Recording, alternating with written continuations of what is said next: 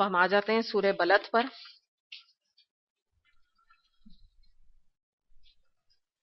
بسم اللہ الرحمن الرحیم.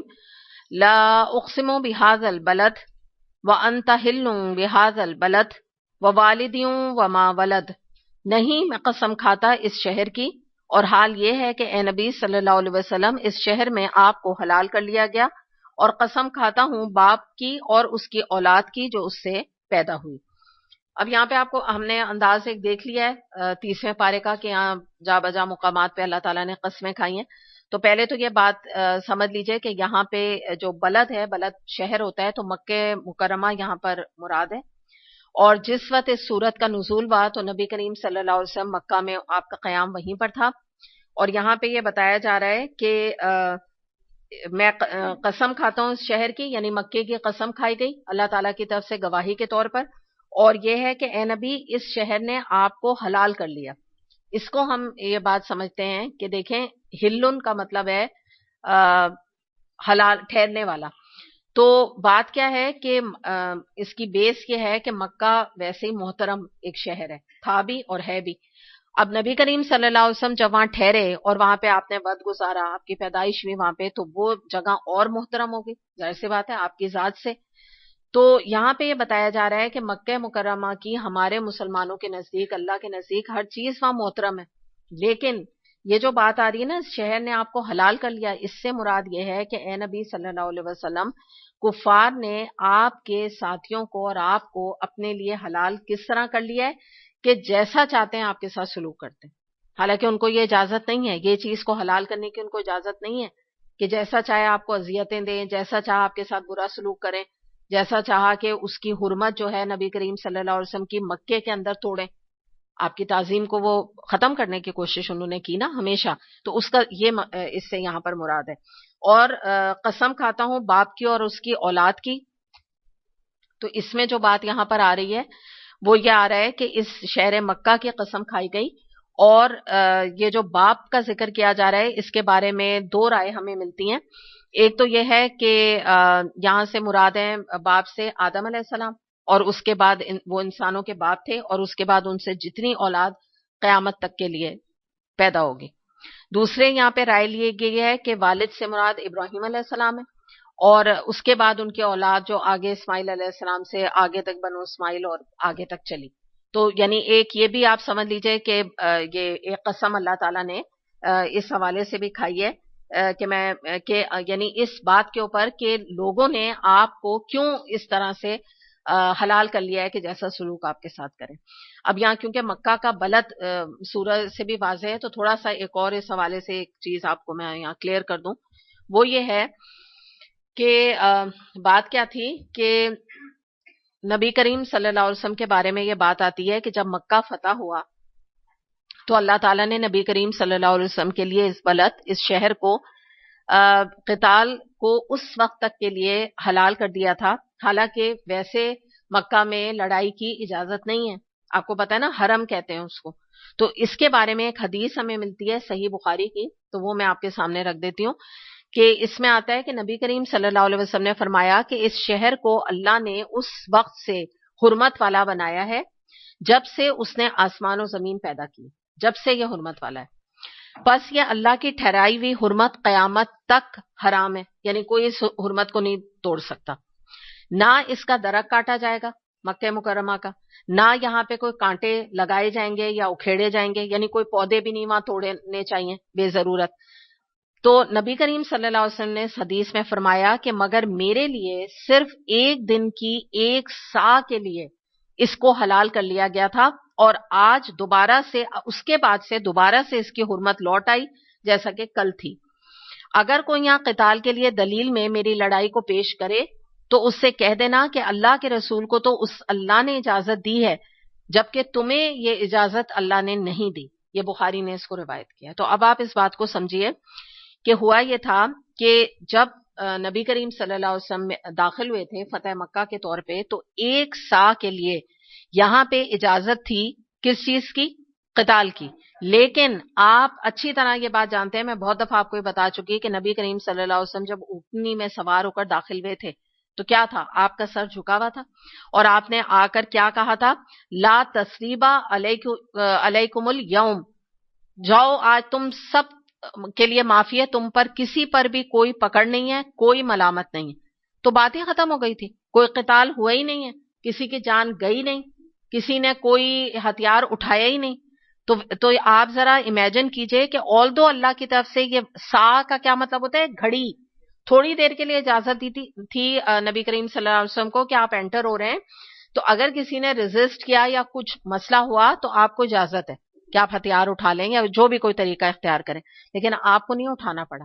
یہ اس شہر کی برکت ہے، اور اتنا زیادہ یہ حرمت والا شہر ہے. تو اسی لیے اللہ تعالیٰ نے یہاں پہ قسم کھا کے کہا کہ یہ کیسے کافر لوگ ہیں کہ جنہوں نے اتنی سختی کے باوجود کہ اللہ کی اتنی سختی اس شہر پر ہے کہ کوئی اس کی حرمت کو نہ توڑے، اور انہوں نے نبی کریم صلی اللہ علیہ وسلم کا اسی شہر میں رہتے ہوئے اس طرح ناطقہ بند کیا ہوا تھا، نعوذ باللہ. اتنا اذیتیں اور تکلیفیں دیتے تھے، یہ ان کی ہمت تھی یہ کرنے کی. تو یہ مراد ہے اگر آپ ان تمام آیات کو سم اپ کریں. چلیں آگے چلتے ہیں، آگے دیکھتے ہیں آیت نمبر 4، 5 اور 6.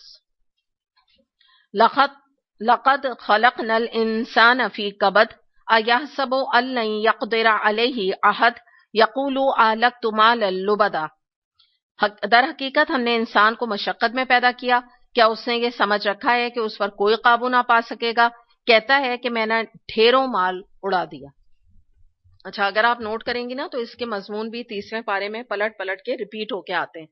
تو یہ جو پہلی والی بات ہے کبد کی، یہ ہم پہلے بھی اس کو بارے میں پڑھ آئے ہیں، اور کبد سے مراد کیا ہوتا ہے؟ مشقت. تو امام طبری نے اس کے بارے میں یہ بتایا، یعنی ان کا ایک قول ہے، اسی کی تفسیر میں انہوں نے کہا کہ انسان کی زندگی محنت، مشقت اور شدائد سے معمور ہے. کیا مراد ہے یہاں پر؟ کہ انسان اس دنیا میں چین کی بنسری بجانے کے لیے نہیں بھیجا گیا ہے. اگر ہم پہلے اس پہ کافی بات کر چکے ہیں پچھلی کلاس میں، تو ان شارٹ ہم بات کریں گے کہ آپ بچے کی پیدائش سے دیکھ لیجئے. بچہ پیدا ہوتا ہے، پیدا ہونے میں مشقت اس کی، پھر اس کے بعد وہ دانت نکالتا ہے، کرالنگ کرتا ہے، چلتا ہے، اسکول جاتا ہے، کالج جاتا ہے، کریئر بناتا ہے، جاب کرتا ہے. یہ تمام چیزیں مشقت سے پورا ہے نا. اس کے بعد بڑھاپا اٹ سیلف ایک مشقت کی سٹیج ہے. اس میں آدمی جو ایک بوڑھا انسان ہوتا ہے اس کے دانت نہیں رہتے، بول نہیں پاتا، ریپیٹ کرتا ہے، تتلانے لگتا ہے، ہکلانے لگتا ہے، اعضا کام نہیں کرتے، ڈائپر کے اوپر آ جاتا ہے، چلنا پھرنے سے معذور ہو جاتا ہے، بیڈ ریڈن ہو جاتا ہے. بالکل جیسے بچہ جو ہے وہ بیٹھتا ہے اس کے اوپر پش چیئر پہ، تو بوڑھے لوگ بیٹھنے لگتے ہیں ویل چیئر پہ. تو یہ بھی مشقت کی زندگی ہے. اس کے بعد ان جنرل بھی آپ دیکھ لیجئے کہ بڑی مشقتیں جیسے روزی کمانے میں ہیں، جو دین کے کام میں لگے ہوتے ہیں تو ان کو دین کے راہ میں بڑی مشقتیں اٹھانی پڑتی ہیں. جو لوگ روزی کماتے ہیں، اولاد کو پالنے میں، پرورش کرنے میں، ان کی شادیاں کرنے میں مشقت ہے.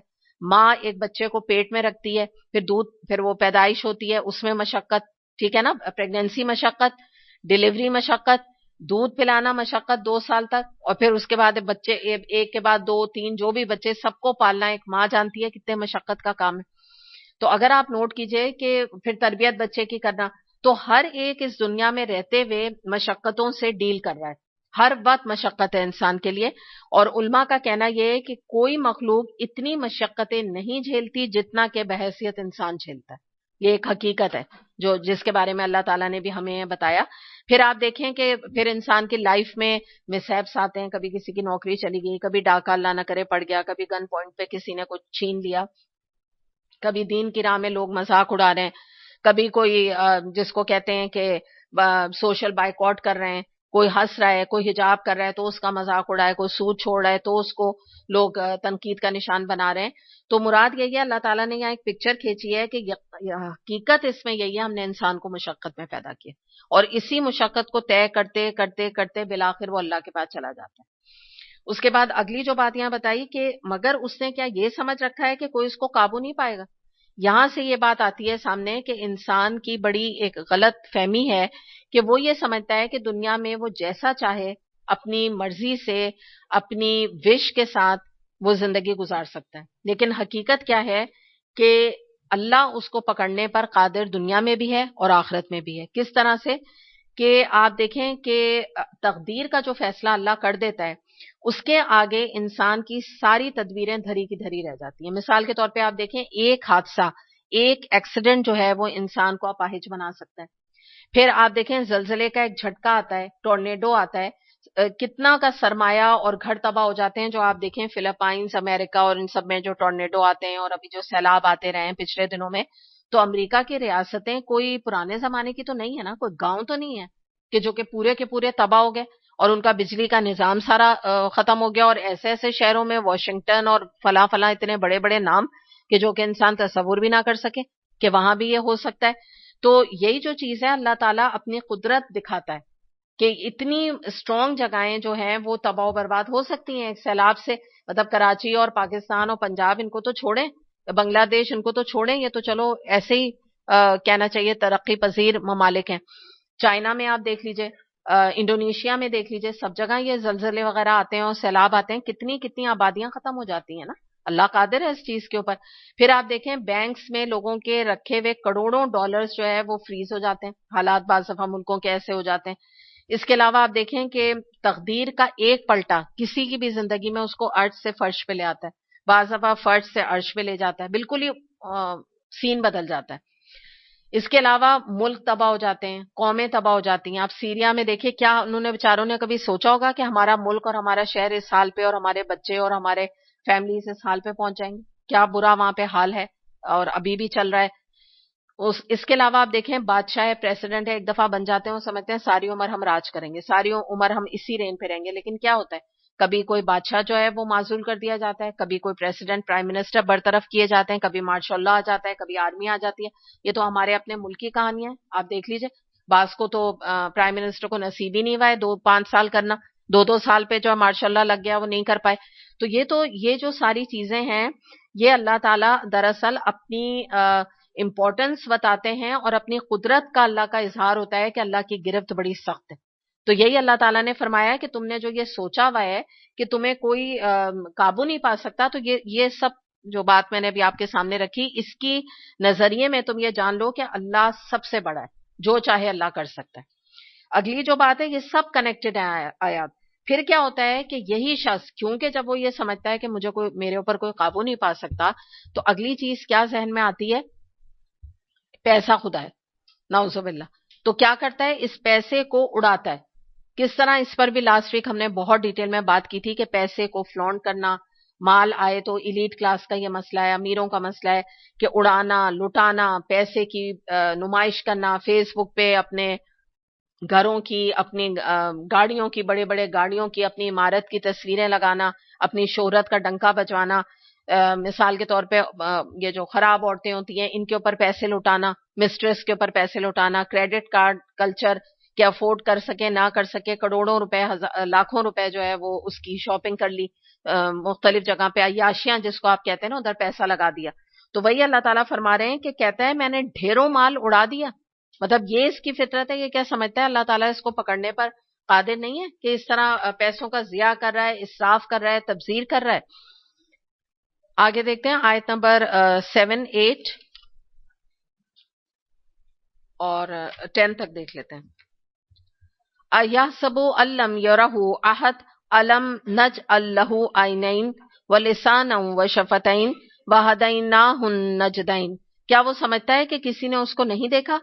کیا ہم نے اسے 2 آنکھیں اور 1 زبان اور 2 ہونٹ نہیں دیے, اور دونوں نمایاں راستے اسے نہیں دکھا دیے؟ اب دیکھیں یہاں جو بات آ رہی ہے, پہلے آیت نمبر 7 سے ہم دیکھتے ہیں کہ پہلی جو بات ہے وہ بتائی جا رہی ہے اللہ تعالیٰ کی طرف سے کہ کیا وہ سمجھتا ہے کہ کسی نے اس کو نہیں دیکھا. یعنی کیا مراد ہے کہ وہ اللہ کی نافرمانی کرتا رہے گا, مال اڑاتا رہے گا, حرام سے حلال سے جس طرح بھی کماتا رہے گا, اور اللہ تعالیٰ کو نہیں پتا چلے گا, نعوذ باللہ. تو بات کیا ہے کہ اللہ اچھی طرح جانتا ہے کہ اس کا دولت اس نے کس ذرائع سے حاصل کی, کہاں پر اس نے کھپائی, کہاں لگائی, اس کی نیت کیا تھی, اس کے مقاصد کیا تھے, اس کے انویسٹمنٹس کہاں ہیں, کتنا مال وہ اللہ کی راہ میں لگا رہا ہے, کتنا مال وہ فضول خرچی اسراف میں اڑا رہا ہے, شہرت کے لیے پیسہ لگا رہا ہے, تفاخر کے لیے لگا رہا ہے, اور پھر وہ سمجھ رہا ہے کہ اللہ کوئی پکڑ نہیں کرے گا. یاد رکھیں, جتنی دولت ہے, جتنی نعمتیں ہیں, جتنا اسراف ہے, جتنی تبذیر ہے, اتنا سخت حساب ہے. اگر کوئی کہتا ہے نا آپ شادی سادگی کے ساتھ کریں, تو وہ آپ کا بڑا دوست ہے اگر وہ یہ مشورہ دیتا ہے. جتنی سادگی, کیونکہ یہ مواقع ہی ہماری زندگی میں, کیونکہ کوئی ہم میں سے کوئی بادشاہ کے لیول کا تو ہے نہیں نا کہ ہر بار پیسے اڑاتا رہے, تو شادی بیاہ کا ہی موقع ایسا آتا ہے کہ انسان کے اندر ٹینڈنسی ہوتی ہے کہ خوب پیسہ اڑائے. تو اس وقت بھی اپنے کو جو کنٹرول کر لے تو اس کے لیے آسانی ہے، کیونکہ اللہ تو ایک ایک پیسے کا حساب لے گا. یہی اللہ تعالیٰ فرما رہے ہیں یہاں پہ، جتنا تم پیسہ اڑاؤ گے، جتنا پیسہ لگاؤ گے، اتنا تمہارا حساب سخت ہے. جتنا تم اللہ کی راہ میں لگاؤ گے یا اپنی بالکل امپورٹنٹ ضروریات پہ خرچ کرو گے، وہ تمہارے پکڑ کا باعث نہیں. ظاہر ہے جو اچھا آپ نے اللہ کی راہ میں لگایا وہ تو باعث اجر و ثواب ہے. جو آپ نے اپنی نیڈ کے اوپر لگایا اس کا بھی حساب نہیں، کیونکہ وہ بھائی آپ کی ضرورت ہے، کھانا پینا تو ہے، آپ نے کپڑا لتا پہننا ہے، بچوں کو پڑھانا ہے آپ نے، یا ایک سادگی سے ان کو شادی بیاہ ان کا کرنا ہے، تو اس کی الحمدللہ کوئی پکڑ نہیں. تو یہی بات اللہ تعالیٰ فرما رہے ہیں کہ میں سب دیکھ رہا ہوں، میں ایک ایک چیز کا تمہارا حساب رکھ رہا ہوں. آگے جو باتیں کیا آ رہی ہے، کیا ہم نے اسے 2 آنکھیں اور 1 زبان اور 2 ہونٹ نہیں دیے؟ مراد کیا ہے کہ اللہ تعالیٰ نے انسان کو کیا نہیں دیا. یعنی پیچھے کی بات پر آ جائیے کہ یہ کیا ہو گیا ہے، اس کو جو پیچھے کے آیات پر چلیں، اس غرے میں مبتلا ہے وہ جو چاہے کر سکتا ہے، ٹھیک ہے نا. اگلی بات کیا ہے کہ مال خوب اڑاتا ہے یا اڑانے لگا. تو اب اللہ تعالیٰ پوچھ رہے ہیں کہ کیا ہم نے اس کو 2 آنکھیں، 1 زبان، 2 ہونٹ نہیں دیے؟ یعنی کوئی ہم نے 5 سینسز اس کو کیا نہیں دیے کہ کوئی عقل سے، سمجھ سے، کوئی علم کے ذرائع سے، آنکھوں سے، زبان سے کوئی علم حاصل کرے، بولنے کی ہم نے اسے نعمت دی ہے، کائنات کے اوپر غور کرے، قرآن پڑھ کے اللہ کی آنکھیں دیں کہ قرآن پڑھ کے اللہ کی حقانیت کو پالے، پھر زبان وہ ٹول دی کہ اللہ کے پیغام کو آگے پہنچائے. تو اس لیے یہ چیزیں دی. یہ آنکھیں اس لیے تو نہیں دی کہ اس سے فحش دیکھے، یہ جو ہے زبان اس لیے تو نہیں دی کہ جھوٹ بولے، غیبتیں کرے، لوگوں کو تکلیف پہنچائے، دکھ پہنچائے، ان کو تانے دے، طنز کرے ان کے اوپر. اور آپ یہ دیکھیں آنکھیں اس لیے دی کہ بیٹھ کے بے حیائی کے مناظر دیکھے، فلمیں دیکھے، ڈرامے دیکھے، اس لیے دی ہیں. کان اس لیے دیے کہ میوزک، راک میوزک سننے کے لیے، تم انجوائے کرو تم اپنے کانوں سے.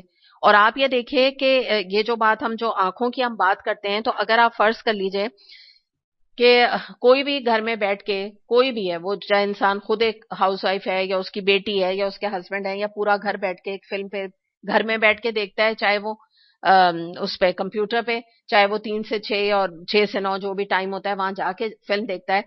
صرف ایک بات سوچے فلم دیکھنے کے بعد کہ بیٹی سے پوچھیں بیٹا تمہیں کیا سبق ملا ہے پوری فلم میں، 1 گھنٹے 2 گھنٹے، جو انڈین ہوتی ہیں تو 3 گھنٹے کی، پاکستانی ہوتی ہیں اور انگلش 1 گھنٹے 1.5 گھنٹے جو بھی ٹائم ہوتا ہے، تو ان سے پوچھیں کہ بیٹا تم نے کیا سبق کیا حاصل کیا. خود آپ کو پتا چل جائے گا، وہ آپ کو جو بتائے گی. پھر اس کے بعد ہسبینڈ سے پوچھیں کہ یہ جو 3 گھنٹے آپ نے یہ ناچ گانا فلم اور یہ سب کچھ دیکھا، کیا سبق ملا؟ گالیاں سیکھی یا باپ کو بے عزت کرنا سیکھا؟ کیونکہ ہماری یعنی ہالی ووڈ ہو جائے، بالی ووڈ ہو جائے، تو ہالی ووڈ کو تو خیر چلیں چھوڑیں، وہ تو وہاں بے حیائی اور وہ سب جو معاملات الگ ہیں. جو ہمارے یہاں کی ہوتی ہیں فلمیں، ان میں زیادہ تر تو ماں باپ کو تو ڈیگریڈ کر کے دکھایا جاتا ہے نا، سب سے بڑے دشمن ہے وہ، یہ ان کی پرسنالٹی. تو بیٹی کو لے گئی یہاں فلم دکھانے، یہ سکھایا اسے. اس کے بعد جو اس میں بے حیائی کے لباس ہیں، بے حیائی جو کچھ ہو رہی ہے وہ سیکھا اس نے کہ ایسے بھی ڈریس پہنا جائے، ایسے بھی لڑکے کو آگے اس کو اپروچ کرنا چاہیے، یہ طریقہ کار سیکھے اس نے. بیٹے کو لے گئی، اس نے فائٹنگ سیکھی، لڑائی جھگڑا بھی ہوتا ہے نا، تھرلر موویاں ہوتی ہیں کہ کس طرح اس کو گھونسے مارو، اس طرح اس کو قتل کر دو، اور ایسے قتل کرتے ہیں کہ لگتا ہے کوئی بات ہی نہیں ہے. اسٹائل میں قتل کیا جاتا ہے نا، کہ وہ بھی بڑا اٹریکٹیو لگتا ہے کہ بچے بھی سیکھتے ہیں کہ اس طرح سے مارا جائے. بندوق ایک بہت بڑا ایک وہ بن گیا ہے، کیا کہنا چاہیے کہ ایک جس کو کہتے ہیں نا کہ اگر لڑکے جو ہے ان کے پاس نہیں ہو بندوق تو وہ سمجھتے ہیں کہ وہ تمہارے اندر کوئی گٹس ہی نہیں، مطلب ایسی اس چیز کو بنا دیا نا کہ اگر تم بریو ہو تو تمہارے پاس گن ہونی چاہیے، جیسے فلمی ہیرو کے پاس ہے. تو یہ ساری چیزیں آپ دیکھیں کہ یہ جو اللہ تعالیٰ فرما رہے ہیں نا یہاں پہ، کہ اللہ تعالیٰ ہمیں جھنجھوڑ رہے ہیں کہ کیا تمہیں 2 آنکھیں نہیں دی تھیں؟ یعنی تم نے ان آنکھوں سے بیٹھ کے یہ فلمیں دیکھتے رہے سارا وقت، زندگی کو تم نے کھیل تماشا فیری ٹیل بنایا. ایک اور بات نیگیٹو کیا ہے کہ جو کچھ اس فلم میں ہو رہا ہے، جتنی خوبصورت وہ ہیروئن ہے اور جتنا پیسہ اس کے پاس موجود ہے اور جتنے بڑے محل میں وہ رہتی ہے، تو یہ ایک اور حسرتوں کے قبرستان بنانے والی بات ہے کہ جو کوئی کم حیثیت والے لوگ جب ایسی فلمیں دیکھتے ہیں، گاؤں کے لوگ اور غریب لوگ، تو وہ ان کی تو حسرتیں دل جو ہے اور حسرتوں کے قبرستان بن جاتے ہیں. ساری عمر بھی وہ یہ نہ دولت کما سکتے ہیں، نہ ایسا حسن اپنا پیدا کر سکتے ہیں، نہ اس اسٹیج پر آ سکتے ہیں جس میں ہیرو ہیروئن کو دکھایا جاتا ہے. What's a point? کیا ملا؟ کیا ایونچولی ہاتھ کیا آیا؟ تو یہی بات یہاں پہ اللہ تعالیٰ جھنجھوڑ رہے ہیں کہ یہ تم نے کیا کیا ہے. اور اگر آپ نوٹ کریں، آپ صرف یہ اندازہ لگا لیں کہ اگر کوئی ڈیلی بیسس پر میں صرف ایک دن کے بارے میں کہہ رہی ہوں کہ پورا ہفتہ تو چھوڑ دیجئے، لیکن اگر کوئی چلے ایک ہفتے کا اسکیجول نکالیں کہ وہ کہتا ہے، کوئی کہتا ہے کہ میں بڑا مانیٹرڈ ہے میرا ٹی وی کا دیکھنا. مانیٹرڈ کیا ہے؟ ایوری ڈے میں ایک ڈرامہ دیکھتی ہوں مثال کے طور پہ، تو 1 گھنٹہ ہو گیا نا ڈرامے کا، تو 7 دن میں کتنے ہو گئے؟ 7 گھنٹے. سال میں کتنے ہوئے؟ کوئی کسی کی میتھس اچھی ہے تو کیلکولیٹ کرے، بتائے مجھے ذرا. جی 365 آورس. تو اب آپ بتائیے کہ یہ جو آورس تھے یہ ویسٹڈ ہیں، ویسٹڈ ڈسٹ بن کی نظر ہو گیا نا. تو یہی اللہ تعالیٰ بتا رہا ہے میں نے اس لیے بھیجا تھا، ویسٹ کر دیا تم نے یہ سارا. اور ایک تو یہ نہیں کہ ایک تو ہوتا ہے کہ بھئی چلو گٹر میں چلا گیا ویسٹ ہو گیا، یہ تو پکڑ کا باعث بھی ہے. ویسٹ تو ہوا ٹائم آپ کا، یہ تو کہلائے گا وقت کا ضیاع ہوا، لیکن ساتھ میں پکڑ کا بھی باعث اپنے اوپر گناہ بھی کما لیا ایک ایک گھنٹے کو. اور یہ میں ان کا بتا رہی ہوں جو یہ کہیں گے کہ میں بہت مانیٹرڈ اپنا میرا ٹی وی دیکھنے یا انٹرٹینمنٹ کا ٹائم ہے. لوگ کہتے ہیں نا بعض دفعہ یہ اس سے نکلنے کے لیے یا گلٹی کانشیس سے نکلنے کے لیے کہتے ہیں کہ میرا تو بڑا مانیٹر ٹائم ہے، میں تو مہینے میں ایک مووی دیکھ لیتی ہوں 3 گھنٹے کی، اور میں ڈیلی بیسس پہ ایک ڈرامہ دیکھتی ہوں، میں اس سے زیادہ نہیں. ورنہ تو آپ دیکھیں نا ہر چینل پر وہ یوں کہتے ہیں کہ ہر چینل پر ایک ڈرامہ آ رہا ہوتا ہے، ہر 2 گھنٹے 1 گھنٹے پر ڈرامہ آ رہا ہوتا ہے. میں تو نہیں دیکھتی سارے، میں تو صرف ایک ہی دیکھتی ہوں. تو ایک دیکھنے پر یہ حال ہے. اب آپ ان کے بارے میں سوچیں جو صبح اٹھتے کے ساتھ ہی سب سے پہلے وہ جو صبح مارننگ شوز آتے ہیں وہ لگا کے بیٹھ جاتے ہیں. ایوری ڈے آپ کو پتا ہے ڈفرینٹ چینل سے آتے ہیں، تو پہلے وہ دیکھا، پھر اس کے بعد ڈرامے دیکھے، پھر کہا کچھ بھی نہیں، میں تو بہت ہی مانیٹرڈ میں دیکھتی ہوں، میں ٹی وی کے سامنے تھوڑی بیٹھی رہتی ہوں.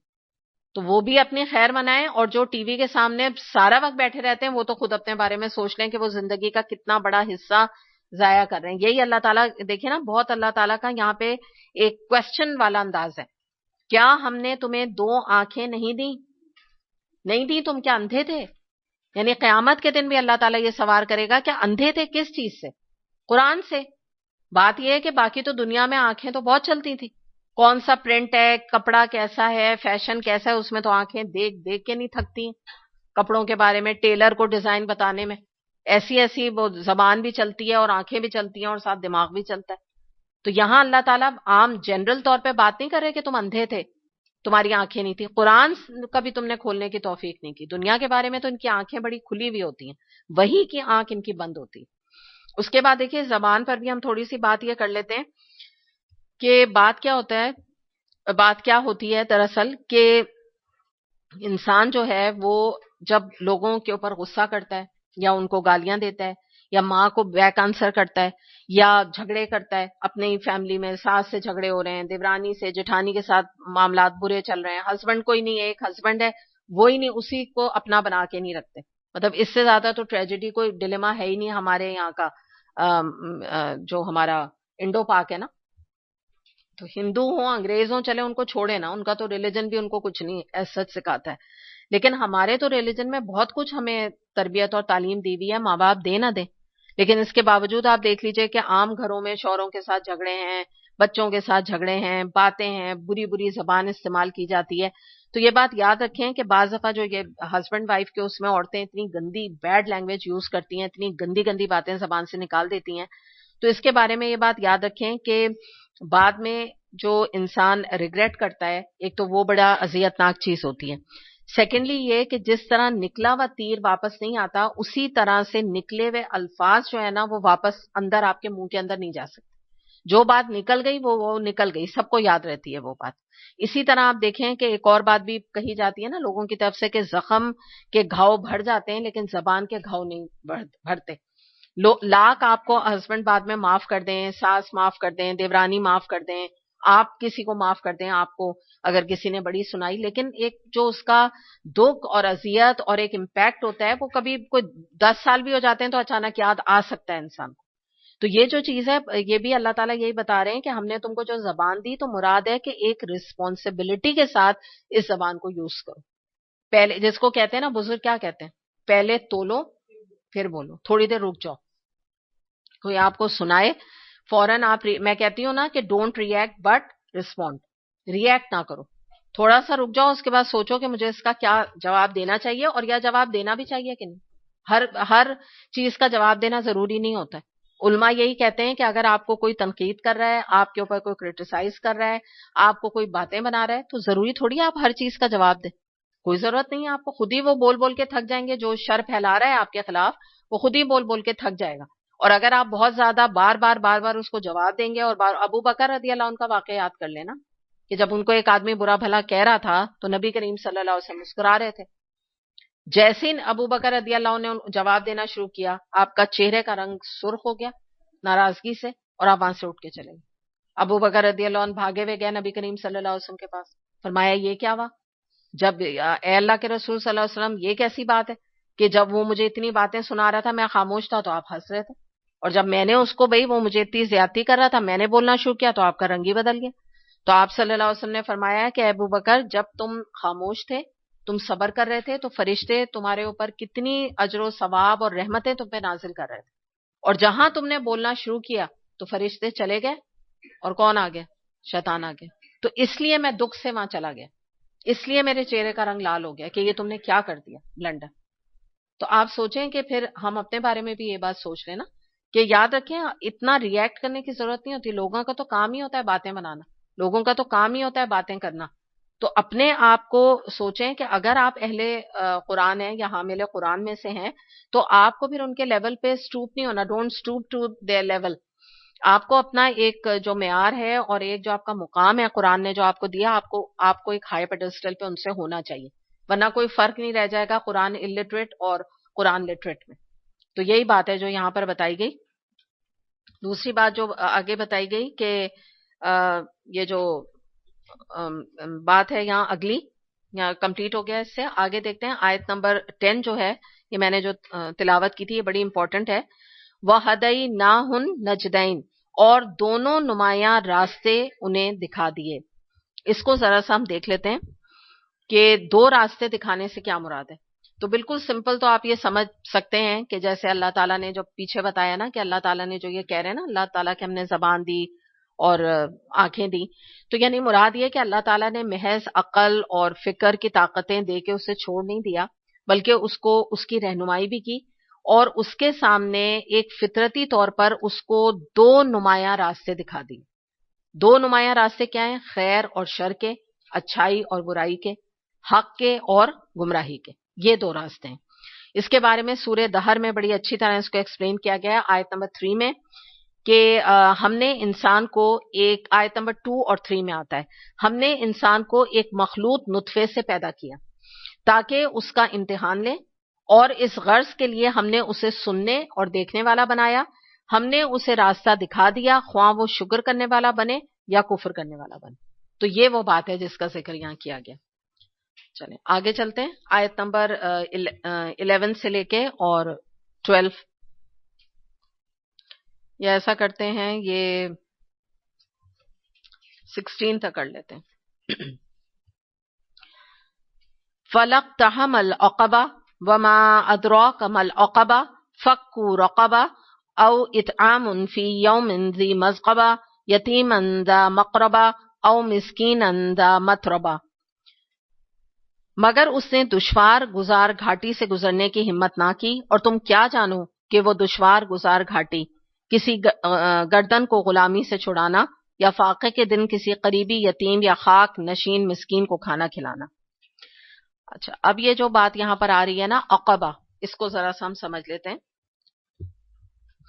عقبہ جو ہے وہ گھاٹی کو کہتے ہیں، ٹھیک ہے، اور یہ ایک دشوار گزار گھاٹی جو یہاں پہ بتایا جا رہا ہے نا کہ یہ ہے نا اقتحمہ جو ہے ورڈ جو آ رہا ہے، اس سے مراد ہے بہت ہی ڈیفیکلٹ گھاٹی، بہت ہی مشکل گھاٹی. یعنی مراد کیا ہے کہ یہ ایک ایسا راستہ ہے جو کہ عربک لینگویج میں عقبہ ایسی گھاٹی کو کہا گیا ہے کہ جو کہ جس کا اوپر چڑھنا جو ہے اس پہاڑ پہ، اور وہ راستہ جو ہے وہ بڑا دشوار ہے، بڑا ڈیفیکلٹ ہے اس کو کلائمب کرنا.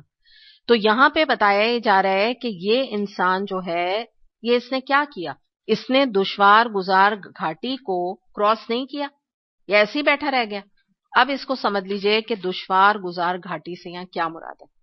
اس سے مراد یہ ہے کہ مثال کے طور پہ جب انسان اللہ کے دین کے راستے پہ چلنا شروع کرتا ہے، جب اس کے ہدایت کی روشنی اس کی زندگی میں آتی ہے، تو اس میں جب وہ نیکی کے کاموں کی طرف بڑھتا ہے، اللہ کی اطاعت کی طرف بڑھتا ہے، تو راستے میں اس کو بڑے چیلنجز فیس کرنے پڑتے ہیں، جس میں کہ نمبر 1 اس کا اپنا نفس ہوتا ہے. نمبر 2 معاشرہ ہوتا ہے، لوگ ہوتے ہیں، ان کی نظر میں ہوتے ہیں نا، لوگ بھی ہوتے ہیں اس کے سامنے۔ تیسرا شیطان کے وسوسے ہوتے ہیں، شیطان کے خیالات ہوتے ہیں، شیطان کا بہکاوا ہوتا ہے، بہت بڑا ایک رول پلے کرتا ہے۔ تو ان تمام جو آپ سمجھ لیجیے جو چیلنجز ہیں، ان کو پار کرنے کے لیے اس سے بڑی محنت، بڑی مشقت کرنی پڑتی ہے، بڑی اس گھاٹی کو عبور کرنے کے لیے بڑی جد و جہد کرنی پڑتی، اس کا ذکر کیا جا رہا ہے۔ اللہ تعالیٰ یہاں یہ فرما رہے ہیں کہ یہ کیسا انسان ہے کہ اس نے یہ گھاٹی ہمت ہی نہیں کی اس کو کراس کرنے کی۔ بھئی کراس تو کرتا، ہم اس کے لیے آسانی پیدا کرتے۔ تو اس بات کو اب دوبارہ آپ سمجھیں، پیچھے کے آیت سے اگر ہم 2 راستوں سے جوڑیں، ابھی میں نے آپ کو بتایا نا اللہ نے 2 راستے رکھے ہیں، تو 2 راستے جو اللہ نے دکھائے نا، جو میں نے بتایا خیر اور شر کے، اور بھلائی اور برائی، اور گمراہی اور باطل کا راستہ، گمراہی کا، باطل کا، حق کا راستہ، تو یہ جو راستے ہیں نا، ان میں ایک راستہ خیر والا راستہ جو ہے وہ کہاں جاتا ہے؟ بلندی کی طرف جاتا ہے۔ اور جب بلندی پر آدمی چڑھتا ہے تو آپ کو بھی اندازہ ہے کہ انسان کی سانس پھولتی ہے، مشقت ہوتی ہے۔ ہائکنگ جو ہوتی ہے، جب کبھی آپ جائیں مری وغیرہ یا ایسے ہل اسٹیشن میں، تو انسان کا چلنا جو ہے مشکل ہو جاتا ہے، اتنی سانس پھولتی ہے، بعض دفعہ اسٹیپ اگر پہاڑ ہو۔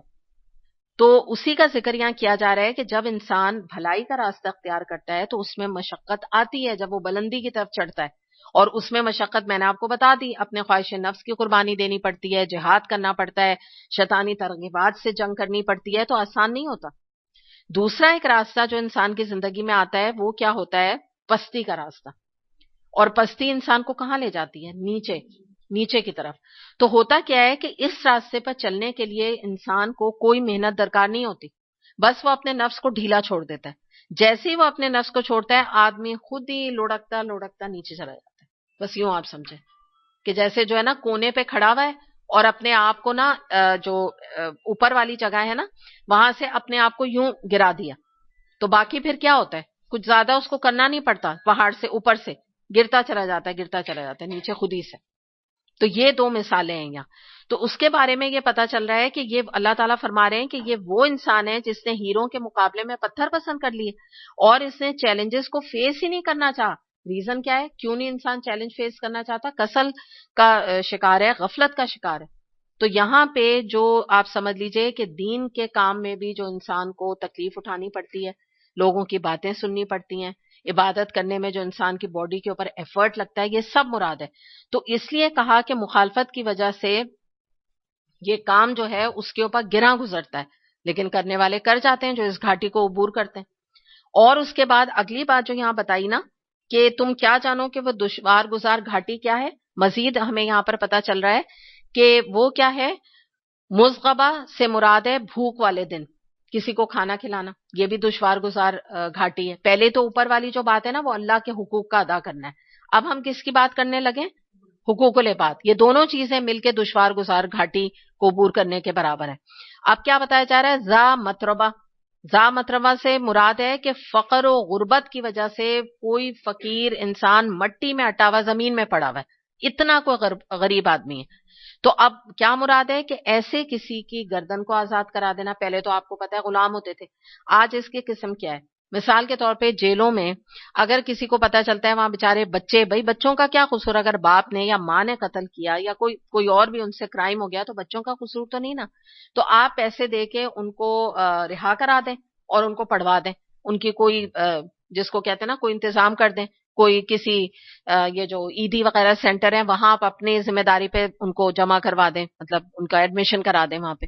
تو یہ جو ہے یہ چیز گردن کو آزاد کرنے میں آج بھی اپلیکیبل ہوتی ہے، اور یاد رکھیے گا اس پہ زکوٰۃ بھی لگتی ہے۔ ضروری نہیں کہ آپ اپنی کوئی صدقے سے یا الگ سے پیسہ دیں، آپ زکوٰۃ لگا دیں، جتنی آپ کی زکوٰۃ ہے آپ پوری ایک بچے پر لگا دیں اس طرح سے۔ پھر کسی بھوکے کو، رشتہ دار کو، یتیم کو، کوئی ایسے غریب کو کہ جیسے مٹی میں نہیں فقیر اٹا ہوا ہوتا ہے، اس کو جو ہے آپ نے کھانا کھلا دیا، تو یہ بھی دشوار گھاٹی کے برابر ہے، جس سے بتایا جا رہا ہے کہ اگر کوئی یہ کام کرے، یتیم کی کفالت کر دے، کسی غریب کو کھانا کھلا دے، اور اگر وہ رشتہ دار ہو تو ڈبل ثواب ہے، ایک صدقے کا، دوسرا صلہ رحمی کا۔ تو اس کے بارے میں بھی یہاں بتائی جا رہی ہے کہ بڑی یہاں پہ فضیلت آتی ہے۔ اس کے علاوہ آپ اس میں یہ بھی چیز، آپ فک رقبہ جو ہے نا، اس کو آپ یہ بھی کہہ سکتے ہیں یہاں پہ یہ جو ہے نا جب ہم کہہ رہے ہیں کہ اس کو آزاد کرنا. تو ایک آزادی جو ہے وہ مقروض کے اوپر بھی جو قرض ہوتا ہے، اگر آپ اس کا قرض ادا کر دیتے ہیں، یا اگر آپ اس کو کچھ مہلت دے دیتے ہیں، یا آپ خود ہی اس کا قرض معاف کر دیتے ہیں، تو یہ سب چیزیں بھی دشوار گزار گھاٹی کو عبور کرنے کے برابر ہے. بہت زیادہ اجر و ثواب ہے. اور یہ بھی یاد رکھیے گا کہ قرضے میں اگر آپ کسی کو پیسے دیتے ہیں اس کا قرض اتارنے کے لیے، یہ بھی آپ زکوٰۃ سے دے سکتے ہیں. اس میں کوئی مسئلہ نہیں کہ آپ نے کسی کا قرضہ اتار دیا. اور اس میں یہ فکر نہ کیا کیجئے کہ سارے پیسے ہی اس کو لگ گئے، اب ہم اور کس کو کیا دیں. کوئی بات نہیں، نہ دیں. آپ نے ایک کا قرضہ اتار دیا، اس کی زندگی آسان آپ نے کر دی، تو یہ ایسا ہے کہ آپ نے دشوار گھاٹی کو عبور کر لیا، کراس کر لیا. آپ نے اتنی بڑی بات ہے. نبی کریم صلی اللہ علیہ وسلم نے فرمایا کہ بیوہ اور مسکین کی مدد کے لیے دوڑ و دھوپ کرنے والا ایسا ہے جیسے جہاد فی سبیل اللہ میں دوڑ و دھوپ کرنے والا. اتنا بڑا اجر و ثواب ہے. اور آپ نے آگے فرمایا، بخاری اور مسلم میں یہ حدیث آتی ہے کہ وہ شخص ایسا ہے جو کہ نماز میں کھڑا رہے اور آرام نہ کرے، اور جو پے در پے روزے رکھے اور کبھی روزہ نہ چھوڑے. یعنی وہ نہ نماز میں کھڑا ہے، ٹھیک ہے، قیام اللیل کر رہا ہے، نہ وہ روزے رکھ رہا ہے، مطلب نفل فرض کی بات نہیں ہو رہی، مگر اس کو ثواب کتنا مل رہا ہے؟ اتنا زیادہ ثواب. جو کیا کر رہا ہے؟ بیوہ اور یتیم کی داد رسی کر رہا ہے. تو اتنا زیادہ اللہ تعالیٰ کی طرف سے یہاں پر انسینٹیو ہے. دوسری بات جو یہاں پر بتائی گئی، آگے دیکھتے ہیں ہم آیت نمبر 17 سے لے کر 19 تک دیکھ لیتے ہیں. ثم كان من الذين آمنوا وتواصوا بالصبر وتواصوا بالمرحمة أولئك أصحاب الميمنة والذين كفروا بآياتنا هم أصحاب المشأمة عليهم نار مؤصدة. آدمی ان لوگ یہاں سے کریں گے. پھر اس کے ساتھ یہ کہ آدمی ان لوگوں میں شامل ہو جو ایمان لائے اور جنہوں نے ایک دوسرے کو صبر اور خلق خدا پر رحم کی تلقین کی، اور یہ وہ لوگ ہیں دائیں بازو والے، اور جنہوں نے ہماری آیات کو ماننے سے انکار کیا وہ بائیں بازو والے ہیں، ان پر آگ چھائی ہوئی ہوگی. اب یہاں پہ رک کے ہم دیکھتے ہیں کہ ذکر کیا جا رہا ہے کہ آدمی ان لوگوں میں شامل ہو جو ایمان لائے. یعنی مراد کیا ہے کہ بڑی گہری بات ہے، یہ معمولی بات نہیں ہے، اس کو سمجھیے گا. بتایا یہ جا رہا ہے کہ اس سے معلوم ہوا کہ جو بھی کوئی ابھی مذکورہ جو ہم نے ذکر کیا نا اچھے اعمال کا، یہ جو ہم نے عقبہ کی بات کی، دشوار گزار گھاٹی کی، تو اس میں جو بھی اعمال خیر کرے گا، جو بھی یہ نیک کام کرے گا، جو کہ اللہ کے حقوق ادا کرے گا یا بندوں کے ادا کرے گا، اس میں نمبر 1 بات کیا ہے؟ وہ صاحب ایمان تو ہو، تب اس کو اجر و ثواب ملے گا. کیوں یہ بات کہی؟ کہ آپ کافروں کو دیکھ لیجئے، ہالی ووڈ میں دیکھ لیجئے، یہ لوگ جو کافر ہو کر یہ بڑے فیلنتھروپسٹ کام کرتے ہیں، اور ان کو دنیا میں اس کی جزا بھی مل جاتی ہے، شہرت کی شکل میں، نام و نمود کی شکل میں، بڑا کام کرتے ہیں یہ لوگ. ایک طرف ایک مووی بھی بناتے ہیں گندی قسم کی، فلدی قسم کی، اور وہی ایکٹر ایکٹریس کو اگر آپ دیکھیں تو وہ جا کے وہ جو بلیکس ہوتے ہیں ان کے بچوں کو گود لے رہے ہیں، پال رہے ہیں، اور پیسے لٹا رہے ہیں، خرچ کر رہے ہیں، کتنا کتنا نام آ رہا ہے ان کا. تو اسی لیے یہاں یہ بات بتائی کہ یہ ان میں شامل ہو جو ایمان تو لائے. پہلے ایمان ہونا بہت ضروری ہے. دوسری بات کیا بتائی گئی کہ اور یہ وہ لوگ ان کے اندر یہ کوالٹی پائی جاتی ہے کہ وہ دشوار گزار گھاٹی کراس کرتے ہیں، جو کہ ایک دوسرے کو صبر اور خلق خدا پر رحم کی تلقین کی اور یا کرتے ہیں. تو اس کو ہم دیکھ لیتے ہیں کہ ایمان کا تقاضا یہ بھی آتا ہے کہ انسان صرف اپنی نیکی پر اکتفا نہ کرے، بس اپنے گھر میں نیک بن کر نہ بیٹھ جائے کہ بس میں نیک ہوں، میں 5 وقت کی نماز پڑھتی ہوں، اور بس میرے بچے اچھے، میں نیک، بس ہم جنت میں چلے جائیں، باقی وی ڈونٹ کیئر. ہمارا نیبر کیا کر رہے ہیں، ہمارے رشتہ دار کیا کر رہے ہیں، میری بہن کیا کر رہی ہے، مجھے کیا ضرورت ہے برا بننے کی. تو اس سے یہاں روکا جا رہا ہے. یہاں پہ ہمیں اہل ایمان کی بتایا جا رہا ہے کہ اگر تم اہل ایمان ہو تو تمہارے اندر یہ صفت موجود ہے کہ تم ایک دوسرے کو، یعنی تمہارے خاندان والوں کو، ریلیٹو کو، معاشرے میں نکل کر یا کوئی جماعت میں تم ہوتے ہو تو عام لوگوں کو تم ایک تو ان کو جو ہے صبر کی تلقین کرو، اور آپس میں ایک دوسرے کے اوپر رحم بھی کیا کرو. تو اس کے بارے میں بھی حدیث ہمیں ملتی ہے کہ نبی کریم صلی اللہ علیہ وسلم نے فرمایا کہ اللہ اس شخص پہ رحم نہیں کرتا جو انسانوں پہ رحم نہیں کرتا. اسے بخاری نے روایت کی ہے. یعنی جو انسانوں کے ساتھ سخت دل ہے تو اللہ سے بھی وہ امید نہ رکھے. دوسری بات یہ کہ ایک اور حدیث ہم دیکھتے ہیں کہ 3 قسم کے آدمی جنتی ہیں. مسلم میں یہ حدیث آتی ہے. ان میں سے ایک وہ شخص ہے جو ہر رشتہ دار اور ہر مسلمان کے لیے رحیم اور دل کا نرم. تو آپ سوچیں اس کے لیے جنت ہے. پھر اس کے بعد ہم یہ دیکھتے ہیں کہ جو اگلی بات آ رہی ہے وہ یہ آ رہی ہے کہ وہ جو ہے ایک دوسرے کو صبر کی بھی تلقین کرتے ہیں. تو اس کے بارے میں ہمیں یہ پتا چلتا ہے کہ دیکھیں جب آپ دین کے راستے پہ چلتے ہیں تو آپ کو ضرور صبر کے مراحل آتے ہیں، اور اس میں جو آپ کے اپنے کولیگز ہوتے ہیں، آپ کے اپنے دینی ساتھی جن کو ہم کہتے ہیں وہ ہوتے ہیں، وہی ہمارے جو زخم ہے اس کے اوپر مرہم رکھتے ہیں. کیونکہ بعض دفعہ تو خاندان والے اور زیادہ آگ لگاتے ہیں اور زیادہ انسان کو پریشان کرتے ہیں اور زیادہ پیچھے کھینچتے ہیں. تو ایسے میں آپ کے اپنے ہی جو دین والے دینی ساتھی ہوتے ہیں وہ آپ کی مدد کرتے ہیں. تو ان کا ذکر کیا گیا کہ ایک کام تمہیں اور بھی کرنا ہے. اگر تم کسی قابل ہو گئے ہو اور اگر تم کچھ دین پھیلانے کا کوئی ذمہ داری تمہیں اللہ نے دے دی ہے اور تم یہ پیغام آگے پہنچا رہے ہو، تو ایک کام تمہیں اب اور کرنا ہے کہ اپنے ساتھیوں کو جو دین میں آہستہ آہستہ آگے بڑھ رہے ہیں ان کی کاؤنسلنگ کرو، ان کی مدد کرو، ذہنی ایموشنل ان کو سپورٹ دو. اس کے بارے میں ایک حدیث آتی ہے ابو داؤد کی، زید بن حارثہ رضی اللہ عنہ سے روایت ہے کہ نبی کریم صلی اللہ علیہ وسلم نے فرمایا کہ 3 باتوں کے ہوتے ہوئے کسی مسلمان کے دل میں نفاق پیدا نہیں ہوتا. نفاق آپ کو پتا ہے نا، اندر سے کچھ باہر سے کچھ. نمبر 1، جو عمل بھی کرے اللہ کی خوشنودی کے لیے کرے. نمبر 2، وہ لوگ جو اجتماعی معاملے کے ذمہ دار ہوں ان کے ساتھ خیر خواہ معاملہ کرے. اجتماعی معاملے کون سے ہوتے ہیں؟ جیسے مثال کے طور پہ ایک جماعت ہے، اس میں کچھ لوگ کلیکٹیولی جمع ہوئے، اکٹھے ہوئے، انہوں نے ایک جماعت فارم کی، تو ان کے ساتھ ایک عام مسلمان کا رویہ کیا ہونا چاہیے؟ خیر خواہی کا. یعنی مراد یہ ہے کہ ان کے ساتھ اچھی ریلیشن شپ قائم رکھے انسان. ٹھیک ہے. 3rd بات کیا ہے کہ جماعت کے ساتھ چمٹا رہے، جماعت کے افراد کی دعائیں اس کی حفاظت کریں گے. اب یہ جماعت کون سی ہے؟ یعنی یہاں کوئی پولیٹیکل جماعت نہیں ہے، اللہ کی کوئی جماعت اگر بنی ہے تو جیسے کہا نا ان کے ساتھ سنسیئر رہو، ان کی سنسیئرٹی کرو. یعنی ان کو اگر پیسے کی ضرورت ہے پیسہ دو اس جماعت کو، یہ سنسیئرٹی ہے. اگر ان کو وقت کی ضرورت ہے وقت دو. اگر کوئی اپنی کیپیبلٹی لگانے سے ان کا کوئی فائدہ ہوتا ہے، یعنی ان کا کیا دینی کا فائدہ ہو رہا ہے نا، تو اپنی کیپیبلٹی لگاؤ اور ایک جماعت کے ساتھ چمٹ جاؤ. Get connected with any one of the جماعت جو کہ اللہ کے دین کے لیے کھڑی ہوئی ہے. اس سے فائدہ کیا ہوگا کہ جماعت والوں کی دعائیں تمہاری حفاظت کریں گی. اتنا اسٹرانگ یہاں پر ہمیں پتا چلتا ہے کہ یہ ایک طرح سے ایک سسٹم ہے جو اللہ تعالیٰ نے جماعت کی صورت میں بنایا اور اس کو موٹیویٹ کیا. اگلی جو بات آ رہی ہے وہ یہ آ رہی ہے کہ اگلا ذکر یہاں پہ اللہ تعالیٰ نے کیا کہ یہ جو لوگ ہیں دائیں بازو والے اصحاب المیمنہ کا ذکر کیا جا رہا ہے. تو ان کے بارے میں بتایا گیا کہ یہ لوگ جو ہیں بڑے ہی بد نصیب ہیں، شامت زدہ ہیں. اور یہ کون ہیں؟ انہوں نے ہماری آیات کو ماننے سے انکار کر دیا. ایک منٹ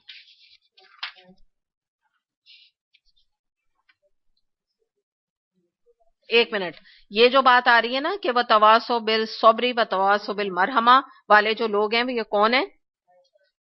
دائیں کیا ہوتا ہے؟ رائٹ ہینڈ سائڈ والے. ٹھیک ہے. تو یہ جو ہیں دائیں بازو والے کون ہیں؟ یہ وہ ہیں کہ جن کے اندر یہ کوالٹیز ہیں. ٹھیک ہے. اس کو تھوڑا سا کلیئر کر لیجیے گا. یعنی مراد کیا ہے کہ جو ایمان لائے، جنہوں نے صبر کی اور خلق خدا پر رحم کی تلقین کی، تو یہ ہیں اصحاب المیمنہ یعنی دائیں بازو والے. اور یہ کون ہیں؟ ہم پہلے پڑھا ہے سورہ واقعہ میں، یہ کامیاب ہونے والے ہیں. ٹھیک ہے. یہ 5% ہے. یہ وہ جو ہے مقربون جو ہیں وہ کون تھے؟ وہ تو پوزیشن ہولڈرز تھے. یاد آیا سورہ واقعہ آپ کو؟ اگلی تھے دائیں بازو والے جو کہ کامیاب ہیں، یہ 5% ہے. ٹھیک ہے. تو یہ کوالٹیز تو ان کی ہو گئی. اب ہم آ رہے ہیں والذین کفروا بآیاتنا ہم اصحاب المشأمہ. اب یہ والی بات یہاں پر آ رہی ہے کہ جو لوگ جنہوں نے ہماری آیات کو ماننے سے انکار کر دیا وہ کون ہے؟ بائیں بازو. بائیں کا کیا مطلب ہے؟ لیفٹ ہینڈ سائڈ والے. اور ہم سورہ واقعہ میں پڑھ کے کیا ہیں؟ یہ ٹوٹل فیلئرز ہیں. یہ ٹوٹل فیلئر، انہوں نے اپنی پوری زندگی اللہ کی نافرمانی کے اوپر رکھی. تو اینڈ میں اب ساری کوالٹیز کو سم اپ کر کے اور برائیوں کو سم اپ کر کے بتا دیا گیا کہ نیک کام کرنے والے، اچھے کام کرنے والے اصحاب المیمنہ ہیں. چلو وہ پاس تو ہو گئے، مقربون نہ صحیح، 5% تو ان کی ہے یہ کام کرتے ہوئے، اللہ نے ان کو قبول کر لیا. لیکن ان میں سے جن نے چن کے ان میں سے اللہ کی نافرمانی والے عمل کیے، دشوار گزار گھاٹی نہیں کراس کی، غریبوں کی کوئی مدد نہیں کی، کوئی ان کو کھانا نہیں کھلایا، کوئی رحم نہیں کیا غریبوں پہ، کوئی ایک دوسرے کو تلقین نہیں کی، تو اب ان کا یہ انجام یہاں بتایا گیا. اور آپ یہ دیکھیں کہ انجام کیا ہے. مؤصدہ اور مغلقہ سے مراد یہ ہے کہ ان کے لیے جو ہے ان کو آگ میں ڈال کر، یعنی ایک مقام ہوگا جہاں کے آگ بھڑک رہی ہوگی، اس میں ان کو ڈال کر چاروں طرف سے بند کر دیا جائے گا۔ یہ کون ہے؟ اصحاب المشأمہ۔ اور آگ کی پوری شدت ان تک پہنچے، تاکہ ریزن کیا ہے بند کرنے کا؟ نمبر 1۔ سیکنڈ بات کیا ہے؟ دوسرے وہ بھاگ کر نہ نکل کے جا سکے۔ تو یہ ان کا انجام ہے کہ ایک طرح سے آپ یہ سمجھ لیجیے یہ وہ لوگ بھی ہیں، ان کو تھوڑا اور آپ ڈیپتھ میں چلے جائیں، ان کو ان کا جو نامہ اعمال ہے وہ بھی ان کو بائیں ہاتھ میں دیا جائے گا۔